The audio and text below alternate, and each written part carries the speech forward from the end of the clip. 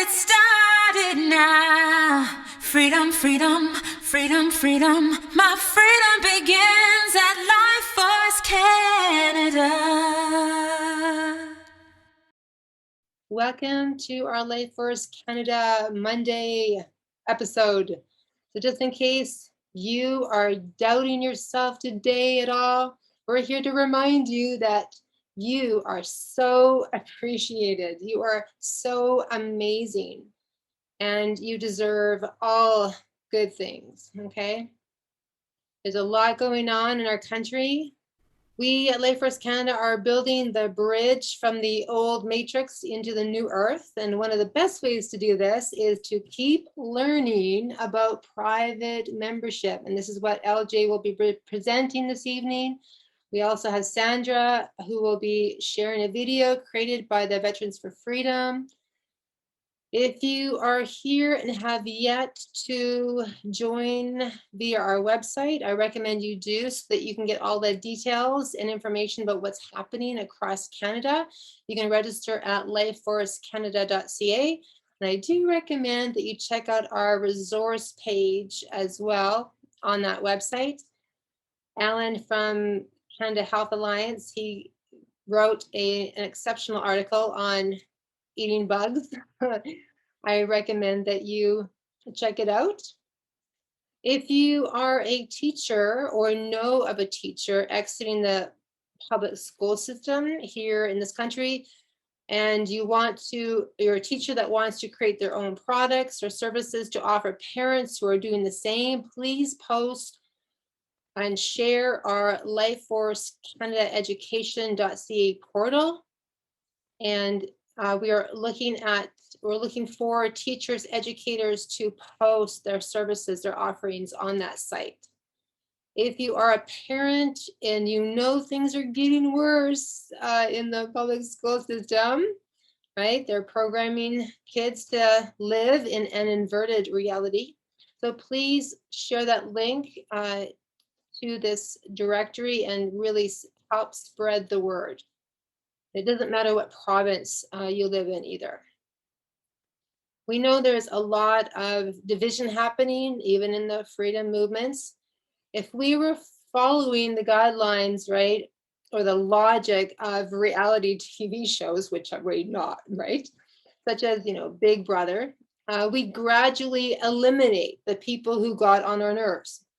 But here at Life Force Canada, we believe true leadership is knowing how to move through conflict, how to communicate from the heart, right? To sit in uncomfortable energy and breathe through uncomfortable conversations so that a greater understanding can take place.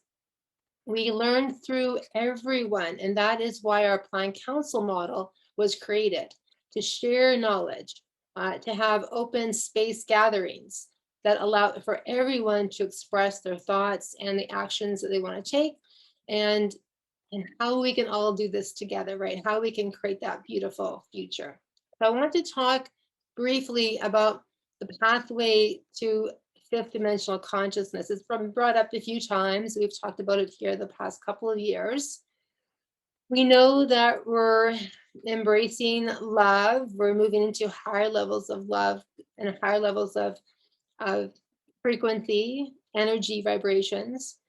So in order to better understand how dimensions work and what it means to be living in 3D, 4D, 5D dimensions, right? We must think of dimensions as a point of perception rather than an actual place that we're going to travel to. So this is about living from 3D, 4D, 5D consciousness, and where you are experiencing the same reality on some level, but rather your perception of it is completely different. You all get what I'm talking about. One of my greatest spiritual teachers, Jerome Bello, he taught us that during the end times, which is what we're in, right? The fourth dimensional doorways would open up, and it needs to, in order for us to transcend hell. and spiral up into fifth dimensional, right? Love. And that 4D is all the hell within our own mind. So let me explain this further. The fourth dimension is the dimension of the mind. We all know that we live in this energetic universe. In other words, thought-based reality, right? Thoughts are made of energy, emotion, and emotion is energy in motion, and it's the expansion of belief systems, the expansion of thoughts. So if the energy within you is chaotic or fearful, especially for people who watch the news, right? No one here watches the news, I trust.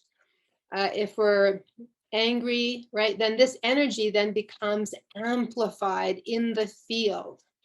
So we're always sending out an energy signal. And if it's not healed or transmuted or transformed, it can attract chaos. And many people right now have unhealed toxic minds. Just look at what's happening, right? Last week, as I mentioned about the stabbing. And I'm not saying this to scare you. I'm saying this to you so that you do not wait for life to get worse before you take the inner action in healing your own inner demons. You've heard me talk about this many times. I'm being called right now from my higher self to make sure that this message is so loud and clear, because again, the journey that we're on is not going to be an easy journey. We are all operating in a frequency band, right? The fourth dimensional astral plane is bleeding into this reality. And this is what the ancient cultures describe as the demonic consciousness. And we see it out there. This is what we're moving through. And that demonic consciousness is what we are experiencing if we're still what I call below the line. So it's really key right now to raise our vibration and learn how to upgrade our frequency so that you have the skills to move through that door to higher consciousness. We're going to be witnessing, observing a lot more chaos as we move forward, and we need to prepare ourselves. And because the fourth dimension is of the mind, right? Our mind is going to be showing itself more and more as we move up through the energetic gateways, right? Manifestation becomes instantaneous. You probably notice this. You think a thought, and all of a sudden that person's calling you, or you think a thought, and all of a sudden that person just walks through the door. I've had that happen too. So let me repeat, right? Manifestation becomes instantaneous as we move through 4D. And what does that mean? It means that whatever thoughts you're thinking often enough and have an emotional intensity, it doesn't even need an emotional intensity. Sometimes you can just think a thought and it manifests, right? So this means that if you're below the line in fear, you're going to begin manifesting all those things that are untrue so that you discover the true perspective, right? The higher perception of reality. And if you, of course, are in peace of mind, then you're going to manifest all good things. So I do recommend that you do not watch any zombie movies or anything like this. Just saying, right? Because whatever we focus on expands. It's okay too if you are not over things that hurt you, right? There can be relationships from the past. Right now, you cannot pretend anything. This is where we're moving into deeper transparency of how we're feeling, right? You need to get real with how you feel and learn how to do this in a really healthy way. And it's, you see the dark controllers of this world, they know that we are in an ascension process right now. They know that we're ascending in consciousness, and this is why they're doing, as you know, everything they can to hold us back, to stop us from activating, right? Activating the truth and the power of who we are, right? Pure love. So as long as they can keep us in fear, they have the control. And they want you to manifest suffering, to focus on the suffering, to focus on and stay below the line, because they know once that you have activated your own power, they have no more control over you. Remember, fourth dimensional reality is known as the hallway. It's the hallway into the fifth dimension. It's the hallway into the higher perspectives. However, the ego mind is going to fight you and bring up resistance. Right now, we're seeing a lot of self-sabotaging. It's at an all-time high. And we look at suicide rates, we look at the divorce rate, like everything right now. And it's due to all of the creations, right? The inflation that we're experiencing, all of it programmed, right? So that you do not believe that you deserve all good things, that you are a creditor, that you are an amazing, magnificent human being. And we all know love is the highest frequency. However, because we're not used to the energy of pure love, right? We tend to go in the opposite direction. We're just not, we're not used to it. Right now, we're being asked to let go of everything that imprisons us in this 3D reality, because the 3D is the enslavement of perception. Write this down. 3D is the enslavement of perception. And so we're being called to change our perception of reality. And just knowing as we walk the path, I've mentioned this before, that it's not about life getting easier. This is where you become stronger. You're here to remember your power. And as you begin to see life from a different perspective, right? From that 5D perspective, life is going to shift more and more. And we're going to then be attracting that heaven on earth, right? More land, more ease and grace. We're going to be healing ourselves. We're not going to need med beds. We're going to be actually healing ourselves. And the more you let go of their world, the more you begin to explore the real world, right, which is inside of you. Now, we're all being called, right, to do the 4D healing, mind healing, belief system shifts, right? So that you do not push away the people the universe is sending you in the first place. And I know right now many people are feeling lost and unsure of what they need, but having someone outside of their situation to be there and listen without needing to fix anything, just listen, right? We need to learn compassionate listening skills right now. If you're feeling sad, remember, feeling sad is healthy, right? If you stay sad for too long, though, that's when you move into depression, and that is not healthy. Plus, it feeds the lower astral planes, which do not want you to ascend, right? So we're all here to rise up, and all of us, we have to stick together. And as we do, we begin to achieve things. We begin to manifest exactly what we want when we're working together. So this is about not allowing any other force outside of you to distract you from your great work right now.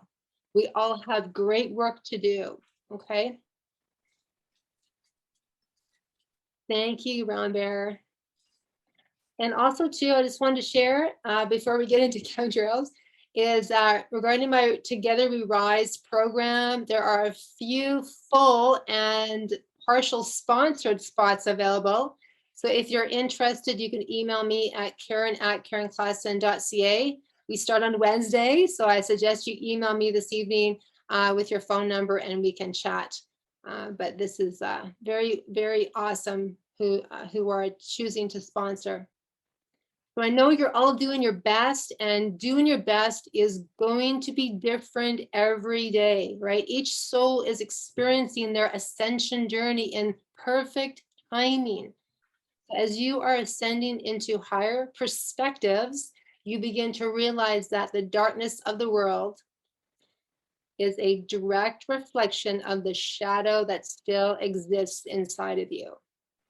You're no longer trying to change the world, but rather begin to transform who you are on the inside. Okay, so breathe in life force energy. And as you're breathing right now, I want you to close your eyes and just repeat the following words to yourself. Okay, I ultimately hold all the power to create my perception of reality. Nothing is inherently good or bad. Nothing has power over me or my reality unless I have on some level agreed to it. As the true self within me begins to awaken, I realize I've held the power all along. The fear of mind control and manipulation drops away. Love is the only frequency that holds true power. Take a deep breath in again and letting go. And so it is. Okay. Chemtrails. Chemtrails. I know you all are very aware of chemtrails. You're all awake and aware. I just wanted to show you a few photos that I found of the chemtrail planes. Okay, so this was taken just August 21st, just this year, recently. I'm not too sure where she took this, but this is the inside of a plane that I found on Facebook. And wait till you see their little badges that they wear. You'll get a closer look here. So Team Chemtrail, spray and pray. They're not praying for goodness, just to let you know. So look at that. This is the inside of a chemtrail plane.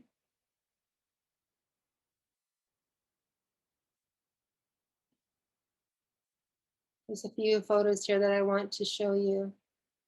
Yes, dangerous right there.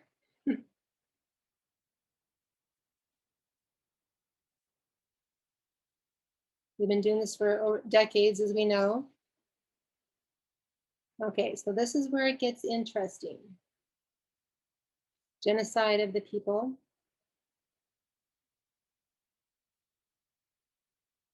And this is everything they're spraying: aluminum, arsenic.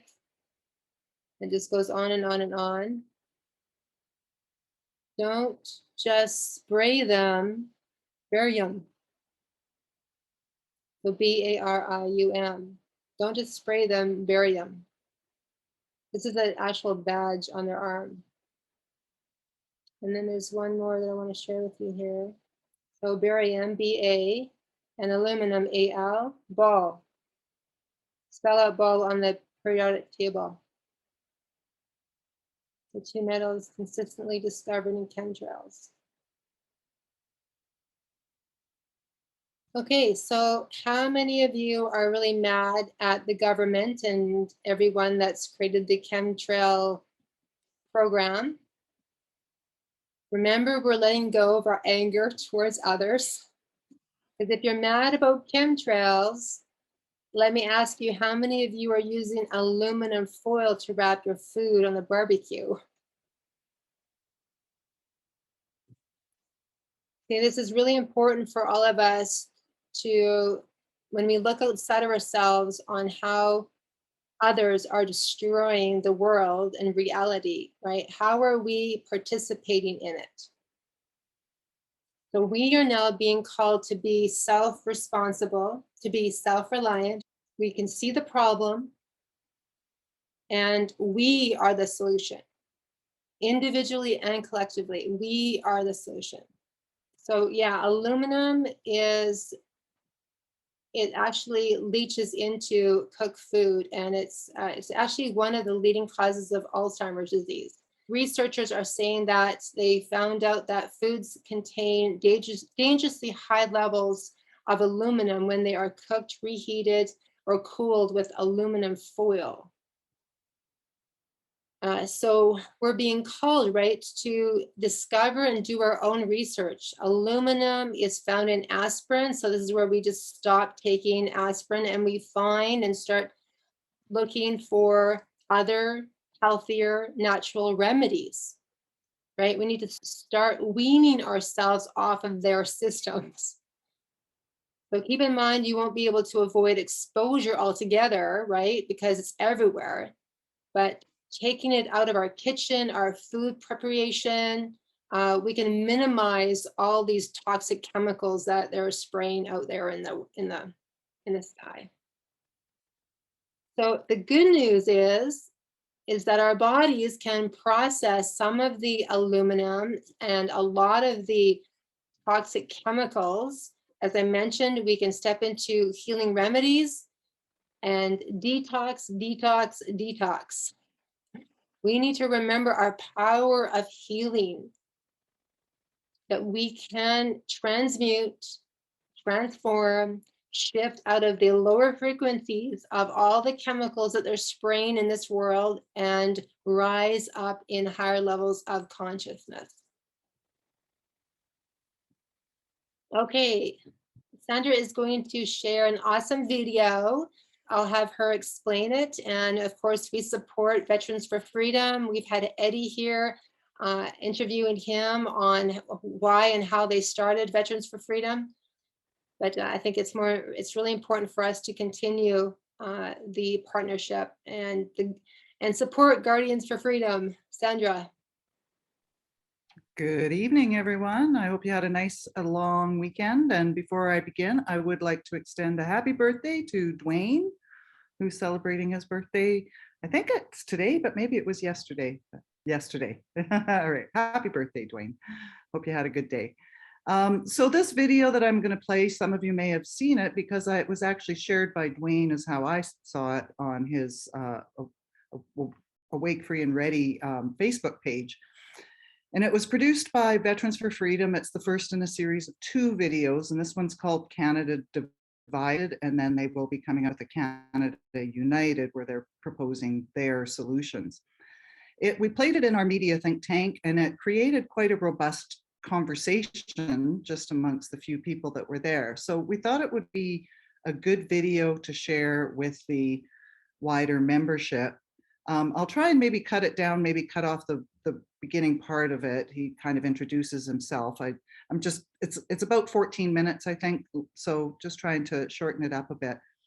But I'm going to play the video, and then I'll have a few things to say afterwards. And then I know Karen has a Q&A, but maybe if there is interest in maybe a short discussion about it afterwards.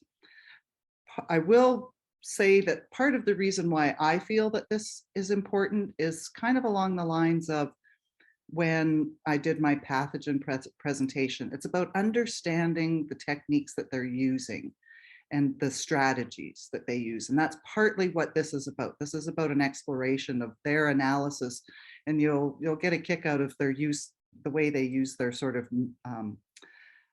military terminology. I thought that was quite fun. So anyway, I'm going to play it, and just remember that it's about kind of being able to observe what's going on around you and how things play out. All right, so I'll share my screen. And this is playing from Rumble, so hopefully it will play well. I'll get it going here and then, oh, skip ad in 5, 4, 3, 2, 1. All right. I'm Lieutenant Navy retired Andrew McGillivray. I am a 12-year veteran of the Canadian Armed Forces and Royal Canadian Navy. I retired from the military in August of 2021. I'm also a founding member of the Veterans for... I'm just going to cut off some of the introduction here just for sake of time. The units of this war are broadly divided amongst these lines, and there's 5 total. I'm going to be using a fair bit of military jargon and that stems from my previous life. So what we have here are the 5 units of our information or culture war. First, we have the elites, and they make up 1% of our population. They can also be referred to as the ruling class, the establishment, the globalists, authoritarians, the statists, or the liberal world order. The second unit we have is what we call the technocrats, and they make up about 4% of the population. They consist of the media, so that's either mainstream media or the government-funded media, corporate leadership, academia, so schools, universities, colleges, etc., the 3- and 4-letter agencies such as CSIS or the RCMP, and bureaucrats. And those bureaucrats are elected officials at all 3 levels of government. The third unit on the battlefield is what we call the progressive left, and they make up about 20% of the country's population. They are often considered or often called the woke mob, social justice warriors. They're usually ultra compliant. Some people call them the hive mind. Some people have called them the Borg Collective for those Star Trek fans, but they're often considered as well to be bullies. Now, what they have is something called Antifa, which is a very small portion of the actual 20%. And Antifa are often referred to as the shock troops, the brown shirts, and they are often considered the violent wing of the progressive left. What we have here is the working class. So they make up approximately 65% of our country's population. They can be called the middle class, your average Canadian citizen, and they are often disengaged from what's happening in our country, and they just want to live their lives and be left alone and provide for their families, etc. And then lastly, here we have the patriots, okay, and they make up about 10% of our country's population. So they are awake, they are engaged, they're often anti-woke, they are individualists, and they're often called conspiracy theorists, which is accurate. However, there's a spectrum of conspiracy theorists, and we won't dive into that for this presentation. As well, they're made up of the independent media, okay? Now, they also have a violent wing, and they're often referred to as militias or sovereign citizens. Okay, now the difference between the two sort of violent wings of each group is with Antifa, what they do is they bring violence to towns and cities, and they intimidate and they, break windows and that sort of thing. And the violent, militia or sovereign citizens, they often just want to be left alone.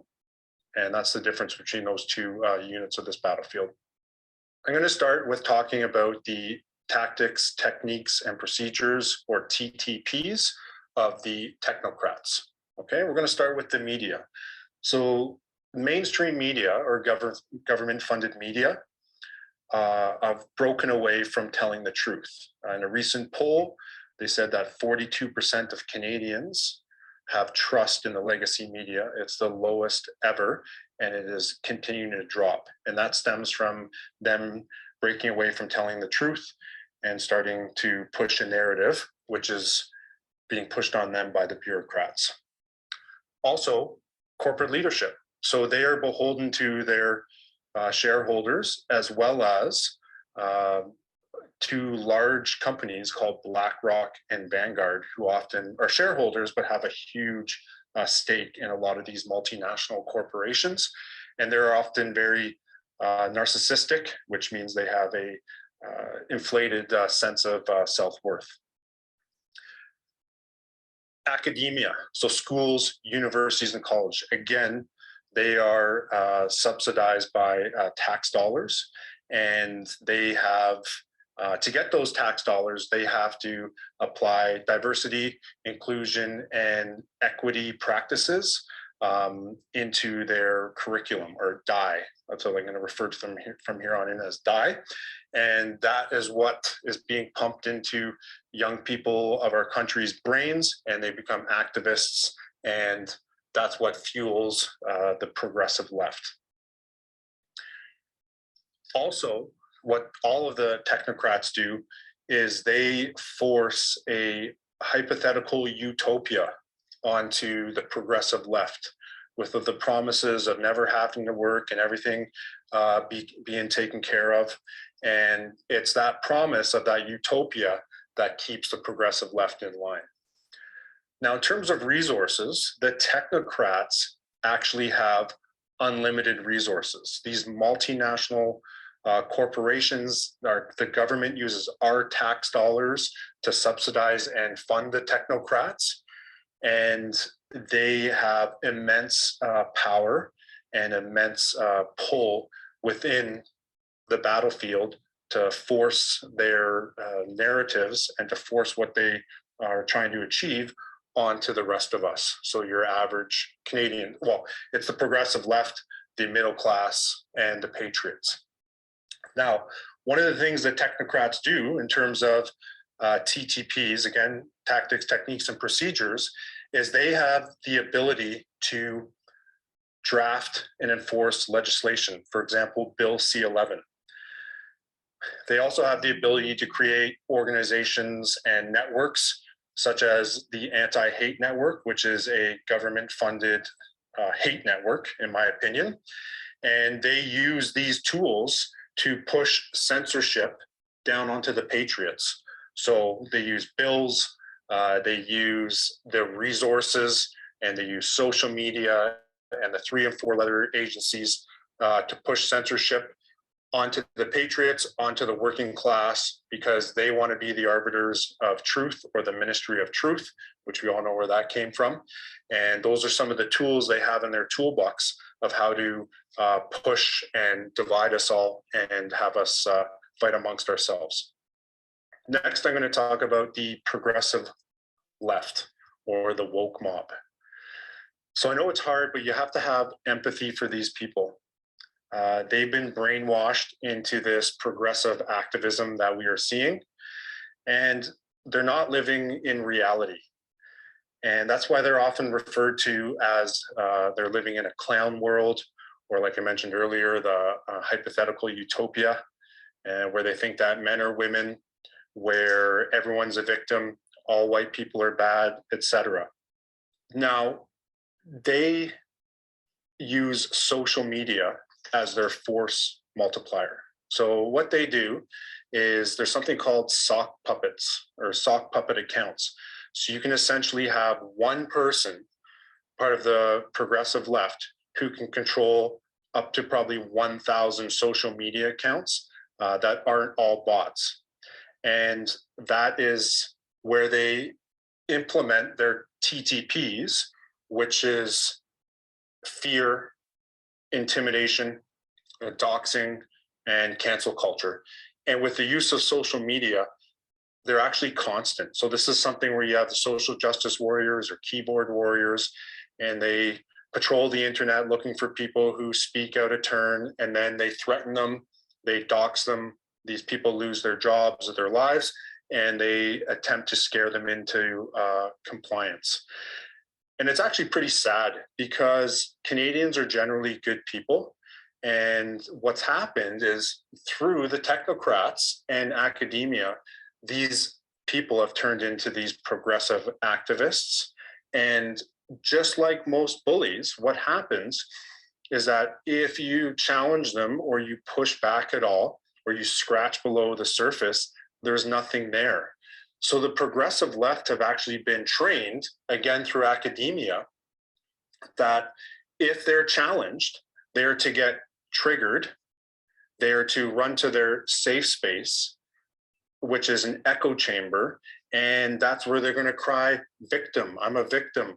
Look what happened, someone challenged me. Look, they're hateful, they're Nazis, they're fascist, like whatever the usual Marxist bag of tricks that they use, and insults and racists and stuff like that.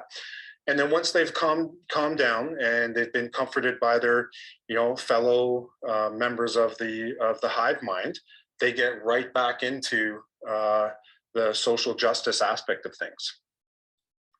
So what they do with their TTPs is they use emotional manipulation, they use gaslighting, and basically they put a cloud of fear and intimidation over the working class, the patriots, and they actually do it amongst themselves. So they police each other, and if anyone decides to step out from that cloud, they will cancel themselves. So that is it's very intimidating, and a lot of people in these areas here are afraid to speak up, even though that they know something is wrong. So what this leads to is something we call emotional deranged sophistry, which means they use arguments that are used to deceive. They weaponize words. That's why you can see the corporate leadership of certain dictionaries are always changing the meaning of words that had the same meaning for hundreds of years. So word weaponization is another TTP that they use. Also, what they do is they aim to discredit anyone in the working class and any of the patriots or independent media. And so they'll tar and feather them. And then they will use their sock puppet accounts, and they will use bots to pile on to any sort of dissenters or anyone who speaks out against them.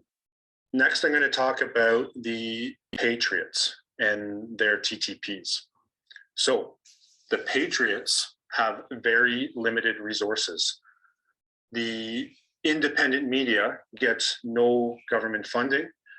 They don't usually get a lot of the big name advertisers, and they're often crowdfunded. So examples of independent media would be Druthers, True North, and there's a bunch of individual people who run media sites. And those are, or citizen journalists is another way to describe them. And they're small independent media sites. Now, for the battle here is for the working class. So that middle 65%, we have that number at, okay? So what the patriots do is they use something, we use a term we use in the military called the hearts and minds strategy. We use that when we're going overseas.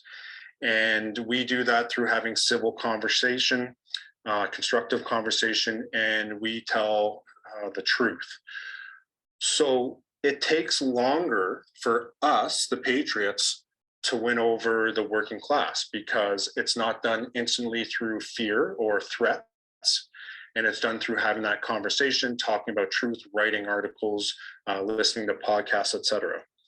So it takes longer, but then once you've won them over, you've actually forged that friendship, and it's harder to break than it is fear, which can be very easy to break.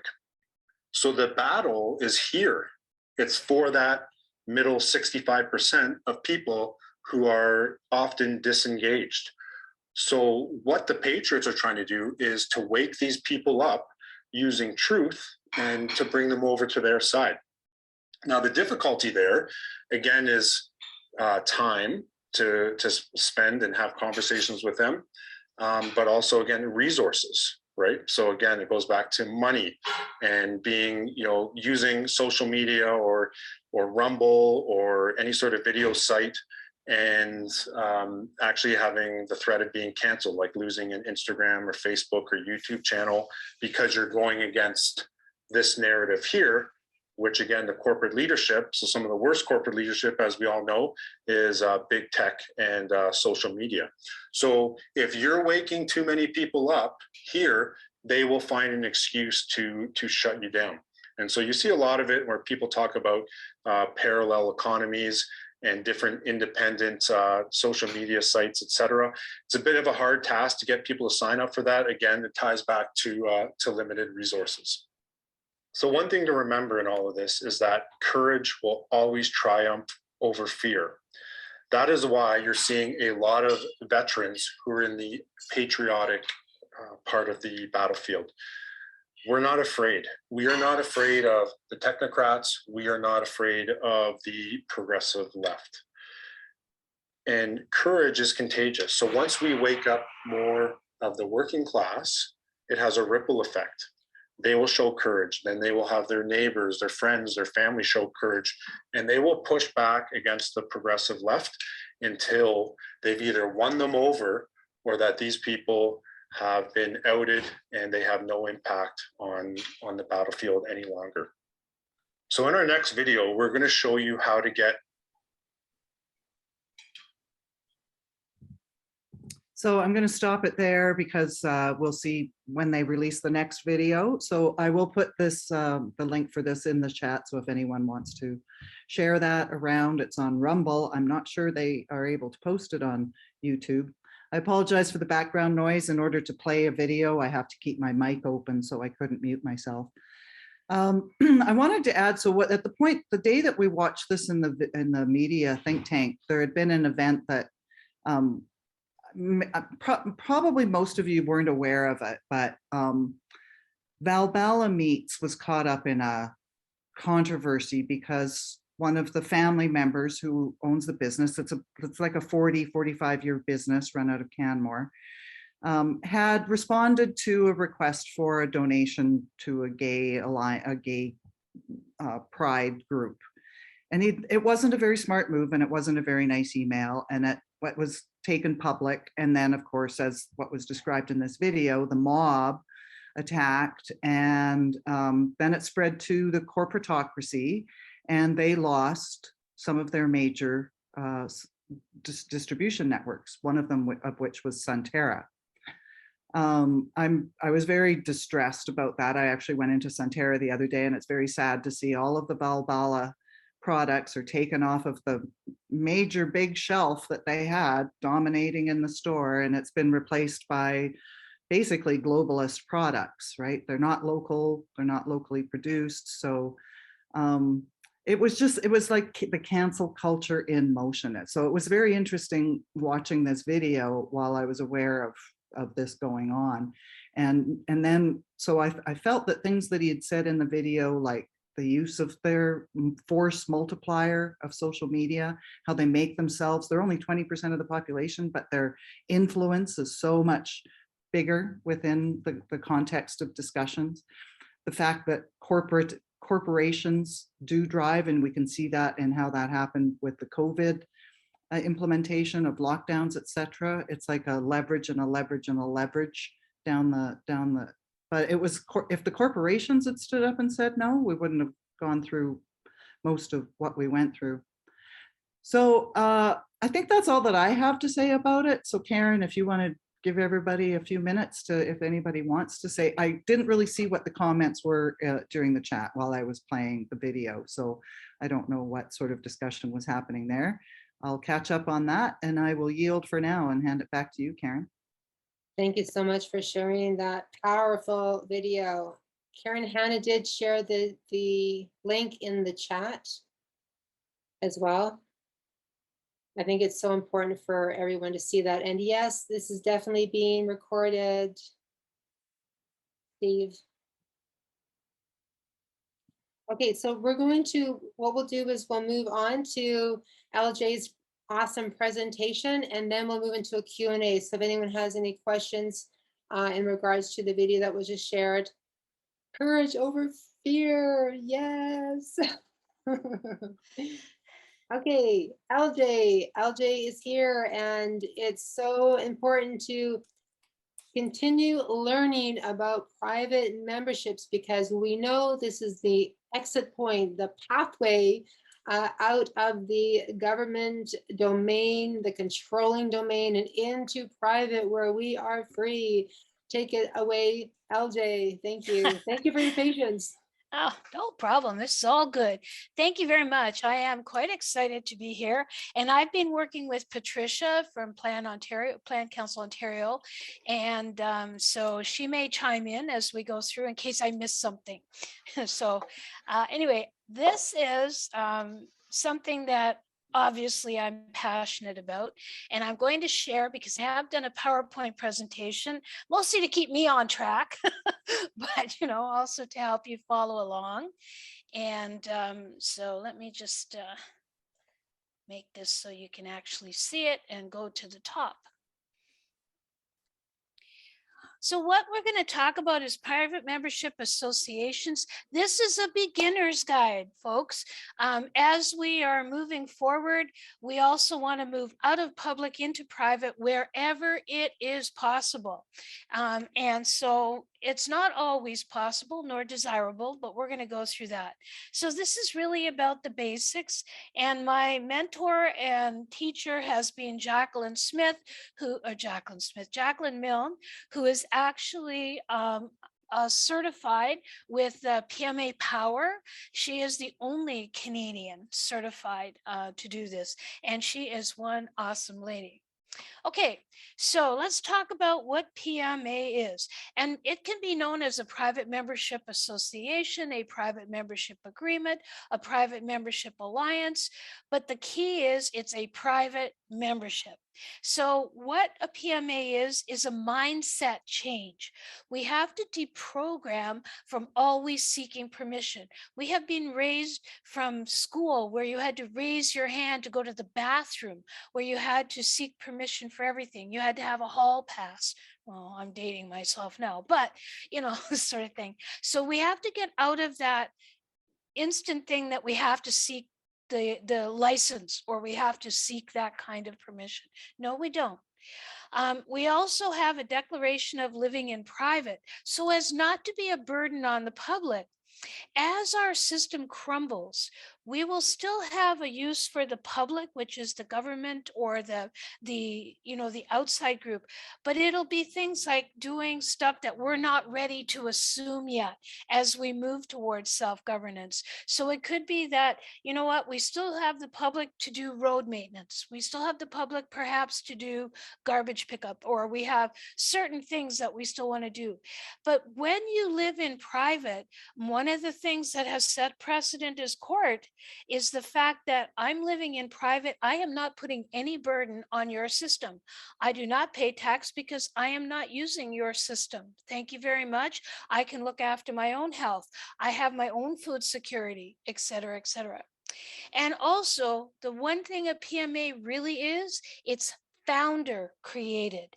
It is what the individual man or woman creates, and it is then member supported. What it is not is calling yourself a PMA and simply posting signs around your property. That is not a PMA. When you say no trespassing private property, that's not a PMA. There's a lot more to it. It is not built by a group. It is based on and administered by the founder and the trustees. It's not group consensus. It's not built that way at all. That is not the purpose of a private member association, and you will see why as we go through. And it avoids commingling with public. What commingling means is that we avoid mixing public and private. So if you one day say, I'm turning my restaurant into a private member association, but you keep your license for your liquor, you keep your license for your food or your kitchen, and you continue with the inspections, but you say it's only for members who are part of my group.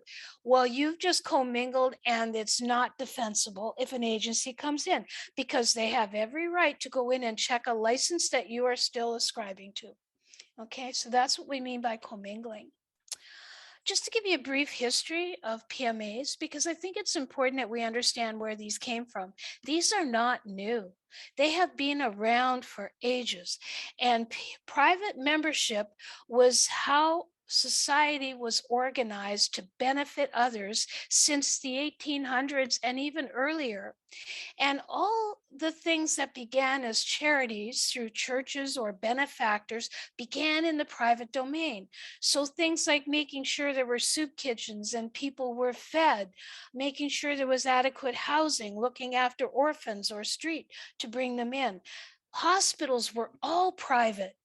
until Rockefeller took it over, but they were all private. They were started privately and they were run privately. Education, again, started private. It was how you organized your society to make sure that there was access to health, to make sure there was access to education.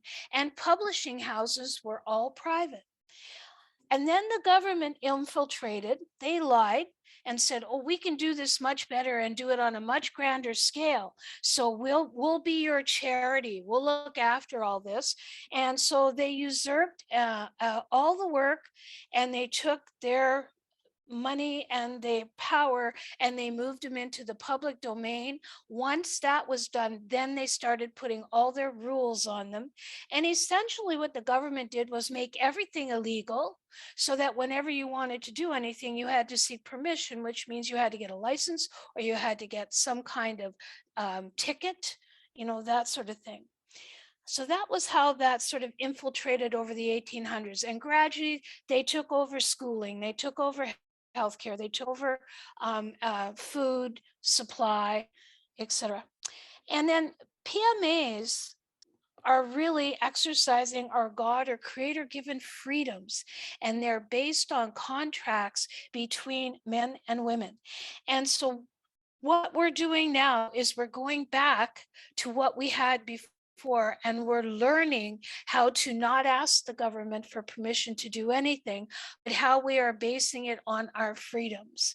All right. And we are building contracts between other men and women.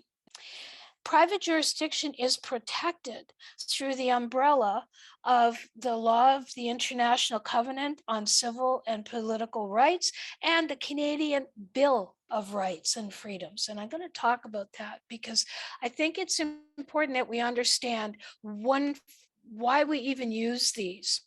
The Corporation of Canada is obligated to not make any laws that contravene our rights and freedoms, as outlined in the International Covenant on Civil and Political Rights. This is actually a UN document. So what we have done is taken some of the highlights from this, and we are now using this as precedent setting if in fact there is bullying going on, or you're being dragged before some government agency saying you're not a private, you have no right to this. We're actually using the covenant they put in place in our favor. The same way that the Freemasons and a huge international private member association has done. It's our turn now to bring back the hope, the love, compare, and compassion for each other through this. So I'm just going to go through a few articles that I want to show that we can rely on or we can point to. The first is Article 1, Section 1, that says that all peoples have the right to self-determination. By virtue of that right, they freely determine their political status and freely pursue their economic, social, and cultural development. I don't see ask government permission anywhere in there. All peoples may, for their own ends, freely dispose of their natural wealth and resources without prejudice to any obligations arising out of international economic cooperation based upon the principle of mutual benefit and international law. In no case may a person be deprived of its own means of subsistence. In other words, they cannot take away our freedoms and our ability to make a living for ourselves. It's a contravention. Article 8. No one shall be held in servitude. Obviously, they haven't been reading this one. The state of being under the control of someone else and having no freedom. That's what servitude is. No one shall be, under Article 17, no one shall be subjected to arbitrary or unlawful interference with his privacy, family, home, or correspondence, nor to unlawful attacks on his honor or reputation. But notice these words: privacy, family, home. Those are really key words. Article 18, everyone shall have the right to freedom of thought, conscience, and religion. This right shall include freedom to have or to adopt a religion or belief of his choice, and freedom, either individually or in community with others, and in public or private, to manifest his religion or belief in worship, observance, practice, and teaching. So this is where they clearly state that we can adopt whatever belief we wish, and we can go into community to observe, practice, and teach that belief. Article 19, everyone shall have the right to freedom of expression. This right shall include freedom to seek, receive, and impart information and ideas of all kinds, regardless of frontiers, either orally, in writing, or in print, in the form of art, or through any other media of his choice. Freedom of press is here. Article 22, everyone shall have the right to freedom of association with others, including the right to form and join trade unions for protection of his interests. This was, in the old days, we often referred to guilds, and we're bringing them back. We can actually go back to forming guilds and working through that as well. Article 23, the family is the natural and fundamental group unit of society and is entitled to protection by society and the state. Article 27, in those states in which ethnic, religious, or linguistic minorities exist, persons belonging to such minorities shall not be denied the right in community with other members of their group to enjoy their culture, to profess and practice their own religion, or to use their own language. So again, in community with other members of their group. This is another article that actually can be used as precedent should you be challenged. The other piece that we can rely on is the Canadian Bill of Rights and Freedoms, which was actually enacted in 1960. And I posted on the PMA chat telegram a really good video with Fulton, who actually said that the Bill of Rights and Freedoms was passed by the Diefenbaker government to keep government at bay. I don't know as it's working, but that's why it was initially passed, you know. It's an old video, but it's worth listening to. So in it, what we have is a really important state that it recognizes and declares that in Canada, there have existed and shall continue to exist without discrimination by reason of race, national origin, color, religion, or sex, the following human rights and fundamental freedoms. Now, we all know that rights can be taken away, freedoms cannot. So I'm not really going to spend time on A and B, but the ones in green are the ones that are our inherent freedoms. And when we brought in the Bill of Rights, it was because our freedoms were silent with the Crown. And by enacting the Bill of Rights and Freedoms, it then put it into place, and it was no longer silent, meaning that it was now in writing, it was now in Parliament, it was now passed into law. So we have a freedom of religion, the freedom of speech, the freedom of assembly and association, and freedom of the press. Unless you have technical. These freedoms and rights are also repeated under the Universal Declaration of Human Rights, and all treaties and covenants are established as binding through the Vienna Convention on the Law of Treaties, and we are in that as a Canadian and as a Crown. Okay, so that's a little background to show where this came from, because I think it's important that you understand that. All right. Then I thought about the P on private membership, and I wanted to explain how it works. So the first thing about PMAs is that they're personal. You are the founder of any private membership association you create. Therefore, you are responsible for defining what it will do, how it will function, and how others can participate. A PMA is not public, it's personal, it's private.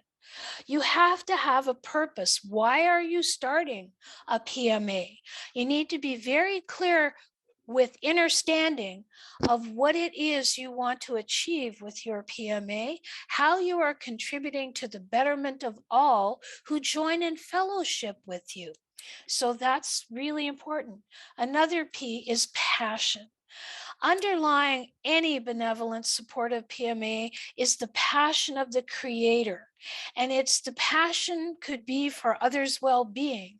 It can be a passion for growing things. It can be a passion for preparing and distributing nutritious, nourishing and clean food. It can be a passion for free energy for everyone. Or it can be whatever you want, but the key in any private membership association is to know what your passion is, because it will be the underpinning of your entire membership agreement. The other is patience, something I'm not real good at. You are building a family, a fellowship, and that does take time. Remember in that video we just watched, he said that it's about creating the relationship, engaging others, and having that. That's what we're doing. We are literally building a family. Your adopted family can be anywhere from 10 to 3,000, but that's what we're actually doing with the PMA. You want to be selective of who joins your family, so there needs to be some kind of vetting. And you also have to learn how to keep your family away from public interference. So that means you have to clearly understand the difference between public and private, and you have to handle internal disagreements when they arise. We are going into private memberships as damaged for the most part. We have been raised in an environment where telling lies is common, stealing is common. And yes, in a private membership, we would love to think that this will never happen. But until the programming that we've been under for so long starts to dissipate, you will have disagreements. All right, they're going to come up. So you better know how to handle them. And that takes patience. Right? Can I just mention something here, LJ? Sure, go ahead. I can't see, so just speak up. That's okay. So with regards to the P's, that's probably the biggest bulk of the work when you do the PMA. This is where it involves contemplation, it involves great thought, and a lot of people want to rush through this to get to the wording and the wordsmithing on the document. But this here is what is setting up your whole intention for your PMA. And it ties into what Karen was saying when we first started. It's about, clearing the deck, about seeing the way, about doing the work so that we're all on board. Because what'll happen is that, when you're creating your PMA, it's really coming from you. You are the creator or the creatrix.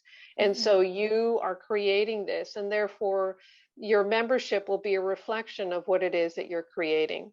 So even if you're doing inventions, even if you're doing whatever the case may be, it can be structured, but it needs to take your time in really doing this. There is no rush. I know we feel like we're all in a crisis, but there's really no rush, right? Yeah. So that's all. I yield. No, that's great. Thank you, Patricia. And the other thing I want to point out is that, remember, we are manifesting. Make sure you manifest what you want to manifest, and make sure that what you're manifesting is going to follow and benefit others. That's why we would do it. Thank you. Okay. I would like to move to the next slide. Oh, there we are. Oh, okay. Examples of PMAs. We can have a PMA for food and food security. So it could be farms or agriculture. We can have feeding others. Maybe you want to set up wellness cafes, or you want to set up restaurants. You can be creating markets. You have a passion for selling food or baking and moving it to market, or helping others to get their good stuff to market. It could be cooking, preserving, community kitchens used for education as well as feeding the community. That could have more than one type of PMA in there.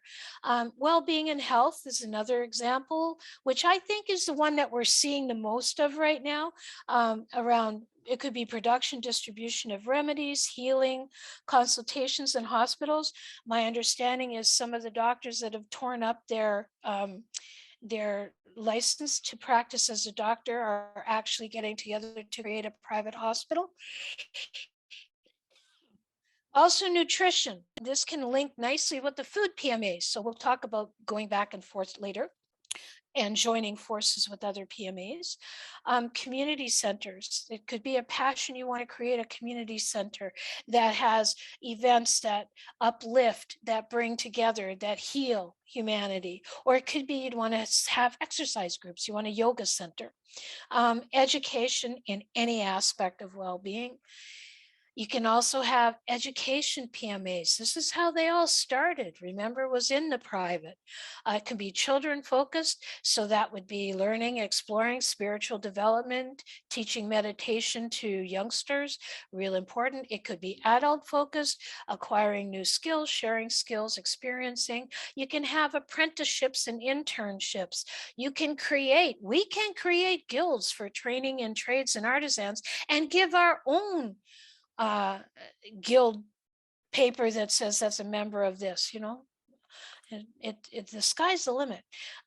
Production of goods and other services. Maybe you have energy device that you want to work on that you have created and you would like members to be part of so you can help to distribute them.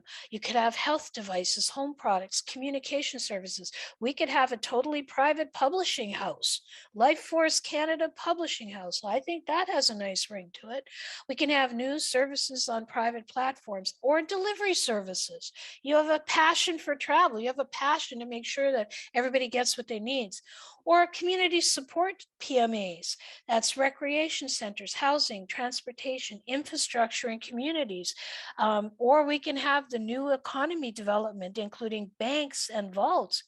I mean, the very first bank was private. It was the Knights Templar that actually created the first bank because road travel, people were robbed and stolen from.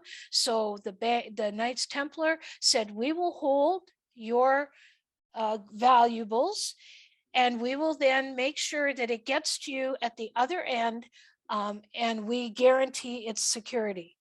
Voila, the first bank was born and it was completely private. So let's talk about some critical factors for success, because a lot of PMAs have potential to be really fantastic, whereas others may not be so successful. And here's why. The first thing that's critical, and I think we've beaten it pretty good, clarity of your purpose and the goal for your PMA. If you don't know why you're creating it, if you're creating it out of fear and you are not creating it out of passion, it is probably not going to withstand scrutiny, nor will it grow, nor will you attract members. Because if you put a PMA out of fear of being closed down, you're going to attract members. Remember, like attracts like. You're going to attract members that have equal fear, which is not necessarily what you want. Another critical factor are trustees. And I'm not talking trustees as we know it. I'm talking about 2 or 3 trusted friends or family. The role of the trustee is to help you build that PMA, but a more important role is they've got your back. They know what your passion is. They know what you're going for. They're all in and they will support you. And then also when you're doing your PMA, you know that you're referencing appropriate support materials for natural law. In other words, we have the natural law behind us. And that's why I did that first part. So the founding documents are important. If you're going to be challenged in any way by one of the bullies, then you really need to know what your founding documents include. The first is your purpose or vision. And that's really important because that not only clarifies it for you where you're going, you also see and you're filling a gap that is existing in the public that you know can be filled quite beautifully through private. You also have to have a good purpose or vision to attract members into your private membership association who understand what they're signing on for and why, and have the same goals as you in mind, but they don't want the administrative hassle of having a PMA. They want to contribute, but they don't necessarily want to form. All right. Words are important. So you have to make sure that your documentation does not have any statutory references. But more importantly, the words you use must be heartfelt and clear. If you need to do a glossary for yours to define because the word that fits has been perverted, use a glossary and clearly define the word that you are using within your PMA. Personalize all documents to suit your PMA's purpose. I know we want these up and running, and we think it's as simply as grabbing a cookie cutter template off of the internet. It isn't. There are some things that you can use that will follow with a template, but you really need to suit it to your purpose, so that what you're doing is you're creating the documents that are really going to answer what you're doing. Your membership agreement papers are important. This is really how you are going to operate with your members. So you have to articulate for all members how they would join. You have to have your members very aware of what's expected of them. You know, how do they resolve disputes within there? Like, if I'm really ticked at another member, how am I going to get this dispute resolved? You also have to have a waiver of liability. Anybody in a private member association cannot sue the founder. It's there. You are entering into this contract of your own free will, and you have read all the documents saying this is what you can expect. This is how we expect you to behave. We've put you, you've gone through some kind of vetting to get in. So you have to be able to have a waiver of liability. You also have to have a method to terminate members by the PMA, because sometimes people will get in and they just will not be a good fit. No matter how well you vetted them, it just turns out it's not good. And it can be extremely disruptive to all your other members. So we have to have a way of saying bye-bye. All right. And we also have to make sure that they understand that it is voluntary. They can leave that PMA at any time. All right. And then we also have to set up, if you're setting up a PMA, you need to set your membership dues. What are they going to be? Are they going to be monthly? Are they going to be annually? Are they by gratuity, you know, like donation? Are they, you know, ones that you actually do? And do you have subscriptions? So say you have a lot of products, you may want to have a subscription level, because someone joining only wants maybe 2 or 3 things out of your harvest, whereas somebody else wants a whole lot. So you can have things like food boxes, all right, that you subscribe. So you can have a basic subscription, a moderate, larger family subscription, or a big family subscription. And they would all come in at different costs, or different costs. At this point, we still need money because we're still living in the public to a great degree. And so we probably will look at that from a monetary level until such times as we have evolved past that. And then also, what special considerations do you want in your PMA? You know, so what are some extras that you think are really important to support? Like, if you're going to have a publishing PMA where you're agreeing to publish books of truth and knowledge and stuff, then you probably are going to have to link up with having a special section for anyone who's contributing, or maybe you're going to PMA with a printing firm, you know, that sort of thing. If you're doing housing, you probably want to link up with a PMA that has a 3D printer, or maybe can do hempcrete, and then you want to link with a PMA farmer that's growing hemp. All right, so different ways. So your founding documentation doesn't have to be long, but it has to speak to your purpose. It has to be very clear. It has to be reflective of what you're trying to achieve, and your members have to be very clear about what they need to do and how they can remain in. So those are critical factors for success. A lot of people have said, and when I've been working with some, they say, but I can't advertise, it's private. No, no, no, no. Growing your PMA can involve advertising in the public, like on a website or in a domain. The thing is, you keep your membership agreement off any public space. This is private between you and your members. But you could use an existing website. Just consider doing the following. Put on the home page that the information is intended for the members of this association. You can put some of the benefits of your membership, but keep them brief and keep them very high level. You also can add a link to join, which is your first step to assessing those that express interest. Because remember, you only want people in your private member association who are ones you want to be with, people you like, or people that have similar beliefs and desires. I mean, let's face it, that's why you have a private membership association, is because you are now adopting these members, because these members have all said, I like where you're going and I'm coming with you. Okay, so that's kind of where it is. You do need to create a firewall and have a members only protected area.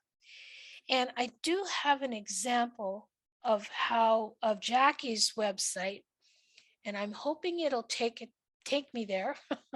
And is there anything you wanted to add, Patricia, while we're waiting?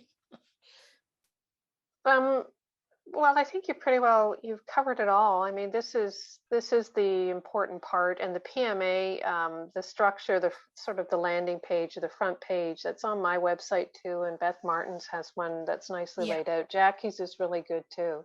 Yeah. So there's a lot of resources. You'll find that this will be a very creative process for you to get you thinking in a really positive and creative way. And that with the PMA and with the right, coach or facilitator, it can really help you get out of these stuck areas where we've been conditioned in the public and thinking in the public. So, I don't know, somebody posted in the chat about, a PMA running into trouble with the government in the US with regards to selling food. Well, it's hard for anybody to really comment on that because I haven't read their PMA. I haven't seen the content or the structure of the PMA, but PMAs can be structured. It could be research and development. It could be a lot of creative ways that the wordsmithing can occur, but it occurs only after there's clarity that comes from the founder as to what the purpose is, the passion of this is, and have the really clear understanding. And then the wordsmithing just comes naturally from that. So then you know what the context is. So I just find that some people are getting lost in all of the confusion, trying to put the cart before the horse. Right. And so, this is where the advertising, you'll see it when you bring up Jackie's site. Can you see it? Are you seeing not Jackie's site? Oh, crap. Okay. I'm going to start sharing again and it should come up. Ah, there it is. Can you see it now? There it is. I feel like that cell phone ad, can you hear me now? Can you hear me now? Okay. This is an example of a private membership association, but this is public. Anybody can go into the Four Corner Tabled website, and Jackie makes it very clear that what she's about is helping PMA Foundation documents and building them and helping people to get into that. She does training, she shares documents and all that. And then you can begin. But she goes on. It's not just one page. She talks about the other things that she does, how she can support. She has 30 years of ecological food production skills and creating an understanding.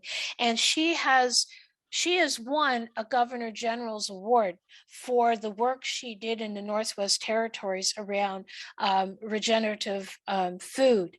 And now they're persecuting her because she's moving private. Well, she's actually moving. She's in BC now. She's moved out of Hay River. So this is a little notice that she said about all potential new adopted friends. And it talks all about what a PMA is all about and what you can expect from her. But you don't have to have that. You can have others. Like you can have different people are going to have a different website depending on what you're about, you know, and you're going to want to do that. So what you do when you're dealing, oh, I don't want that. What you're doing when you actually have a website is you are actually growing members, and that's what it's all about. All right. So I just wanted to show you that you don't have to say no. Private is I keep myself in the dark. Well, you know, we're not mushrooms. We really do need to be out there a little bit. Now, oops. Okay, we've done that. Now, the other thing that we're talking about is working collaboratively with other PMAs. Why do we do that? Because we're creating a parallel society. And honestly, I think that's the other P that should have been in there was parallel. But we have common interests and we want to support each other. So we see how the network will benefit your members, and you can pass these benefits on to all your members. So for example, how you share information and members. For example, you produce a really great product, but you have no way to get it to the market. You have no way to get it to people who need a delivery service. So you find someone who has a passion for delivery, just absolutely loves driving, loves doing all of that. And there are people like that, just love meeting people and taking them their food, knowing that they're helping that person to achieve that. Think about Meals on Wheels, you know, stuff like that. So what you do is your PMA would link with a delivery PMA.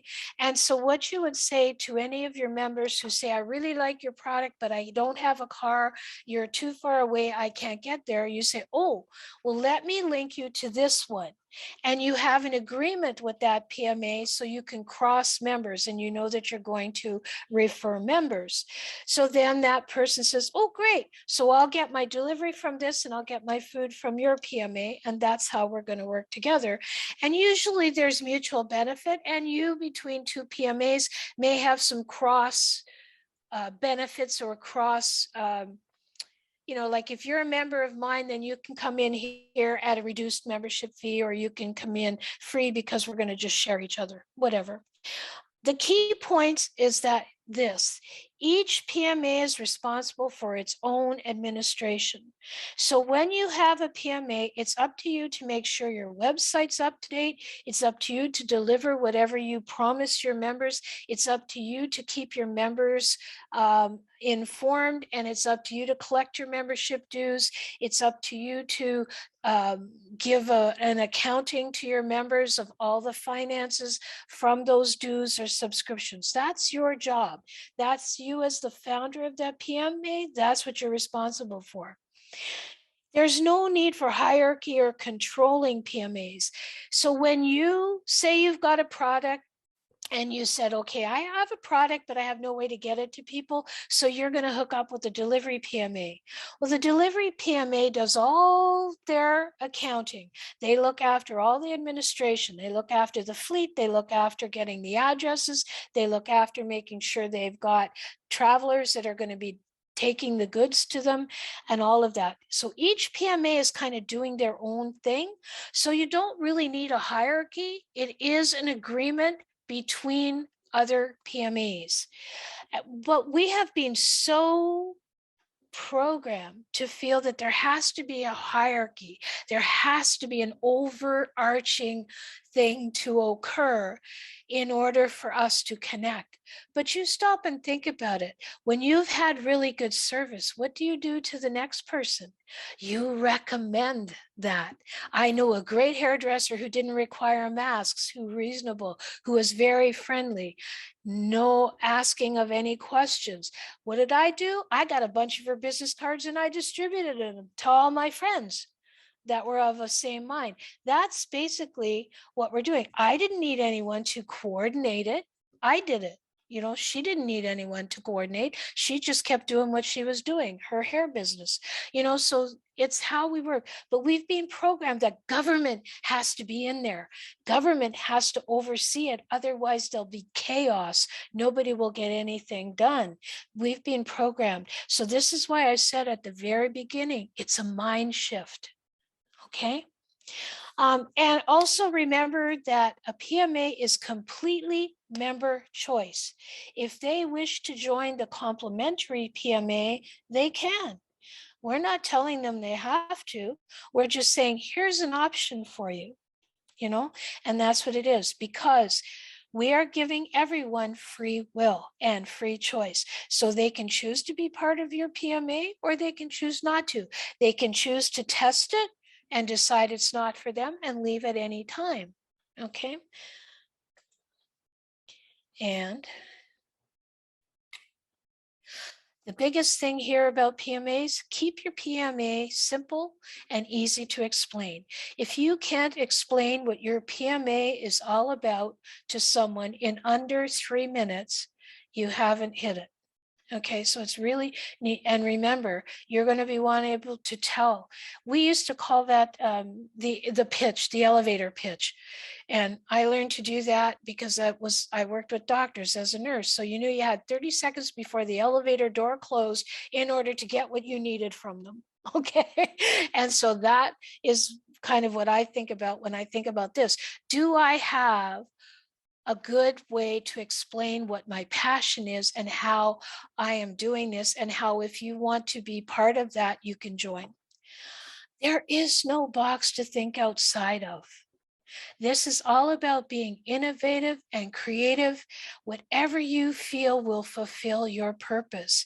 So you want to have greenhouses for all. You want to make sure that people have access to a greenhouse, whether it's through a community greenhouse or a private. You can think outside the box and say, okay, I'm going to make this a private membership and I'm going to have an educational component because I'm going to teach people how to grow, how to use a greenhouse, or I'm going to use it as an education center where I'm going to teach people about seedlings and I'm going to teach them all the things that go in.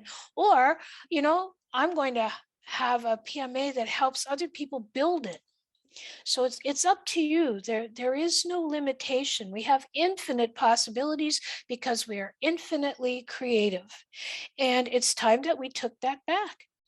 Know when you're acting as the public versus the private you. We all have both, and it's okay. We're not saying that we're going to blow up the public and replace it overnight with private. No, I don't think so. We're getting there. We are patiently working and eventually it will.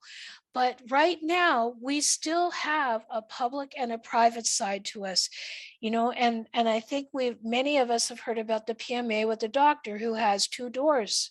The first door they come in, he shows up in a white jacket, he can order blood tests, he can fill prescriptions, etc. They want healing remedy, modality, he takes off his jacket, he goes in, he sits down with his private members, and now he is just talking to them one-on-one and sharing his expertise and his advice to them. He is not writing prescriptions, he is not doing and ordering any tests unless it's within the private member healing. So that's it. So that's why it's very important to know what is public versus private. And when you think private, think about, do I have to tell the government what I served my family for dinner? Do I have to tell the government who I invited over? They would like to. They tried that with COVID, but who I invite into my house? Do I have to get their permission to serve wine at dinner? No. My PMA would be a vineyard. Yay.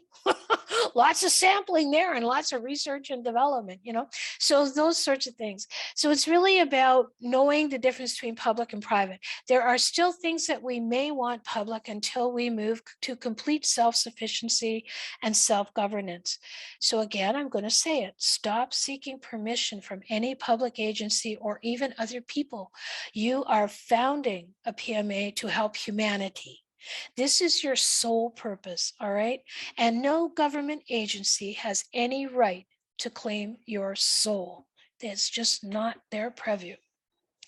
And so having said all that, and we will take questions, and I know I'm a bit of a motor mouth, but Patricia, can you go over this piece, please? Of course. Thank you. You're welcome. So this would be the part to follow up with the information that was provided. And we're looking to do a workshop anticipated for sometime maybe early November as far as enrollment goes. So this, I talked about this, and this would be really a three-part workshop, three-part over 3 weeks. So possibly one Saturday, 3 consecutive Saturdays, but this is going to be a working workshop where you're going to bring your idea for PMA, whoever the founder is, and we're going to work PMA. So the third week, you're actually presenting your PMA to the group. So this is a working to get you out of all this confusion and the confusion and just the layers upon layers of information that's out there to help simplify the process. And we can both help you with that. So we're looking to do this in 3 modules and spread it out over 3 weeks. So it's an interactive workshop for sure. It'll give you the foundation, and then we'll help you work the PMA through to a document that you feel that you can take to your trustees, and then you can talk it over. So this is, as I said to you, is going to be a working workshop. So it'll be planned for questions and answers. We're going to have breakouts where we flush a lot of that out or help you flush this out. Anything to do with like your opportunity to share your collective experiences. So we're going to be working collaboratively and together and creatively. So it'll be an opportunity for all of us to share, and also knowledge and some great wise soul energy. So there'll be a lot to share during these 3 modules spread out over 3 weeks. So as I said to you, it'll help you to build your PMA with your trustees between sessions. So the reason why we've staggered this out is because it'll give you an opportunity to work with the 2 trustees or the 3 trustees that you have in your group that are supporting you, so that you can work together and build that relationship, and also to build the vision and expand on the vision for the PMA and the clarity on your PMA. And then you come back the following week, and then we take a look at it and we go even deeper with it, so that by the 3rd session, as I mentioned, we are going to, you'll be presenting your PMA. So we're asking for a commitment for at least 3 modules, and it is an investment. We both invested a lot in learning and our own education in this. So we felt that a value of $150 per person for the entire workshop.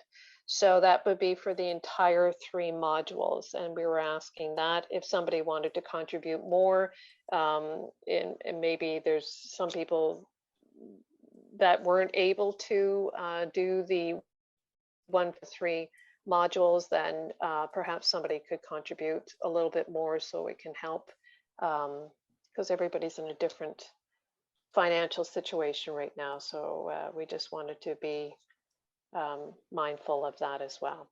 So we'll be announcing this also through the programs through Lifeforce Canada for the enrollment, so you'll know then as well. Okay. Yeah, we don't want to turn anyone away, just so you know. That's right.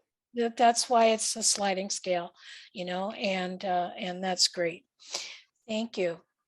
And I think, thank you. We want to thank you for your time and energy listening to this presentation. And now we're open for questions if there are any. Okay. What a fantastic presentation, LJ. We appreciate you. I love your sense of humor. You laid it out so beautifully for everyone to have a greater understanding of what is possible. So yes, we're opening up into open forum. If anyone has questions, please raise your hand. I think it's brilliant as we step out of the public system. Thank you for sharing. We do not need to seek permission from authority. Thank you, LJ. Yeah, we have to stop doing that.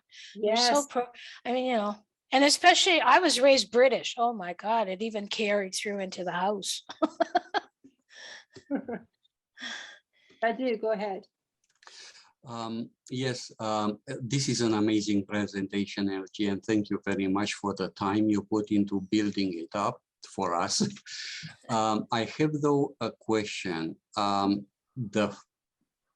The main basic facts that you are basing your presentation start with some statements that are based on United Nations points, Yep. and also based on US or Canadian Bill of Rights. No, the Canadian Bill of Rights. That's Oh, correct. all right.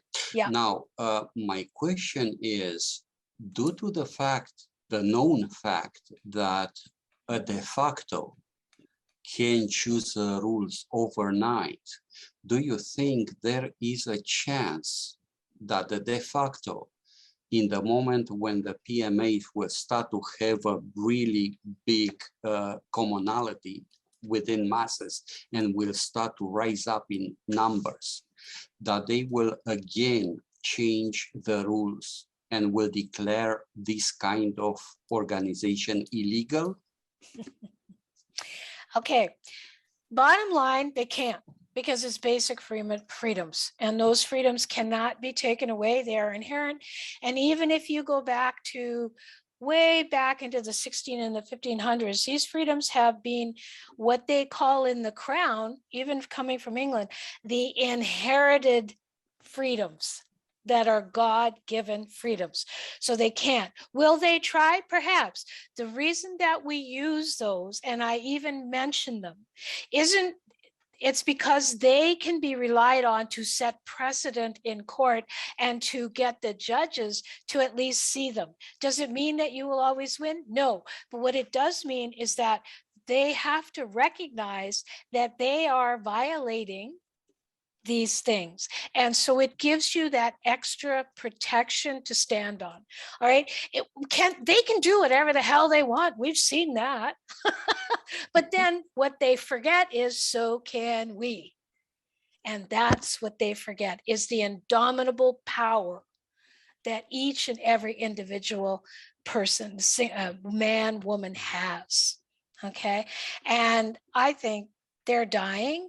They're probably going to come after this when they start to see that their hospital funding is in the toilet. They're not supporting all the crap that, that they've been doing. The pharmacies are losing, and the natural health is improving. So yeah, they're going to come after, but we're stronger than they are because we are soul driven. Yeah. They are not. Okay. Thank you. Thanks for your question, Rod. Yes. Sandra, go ahead.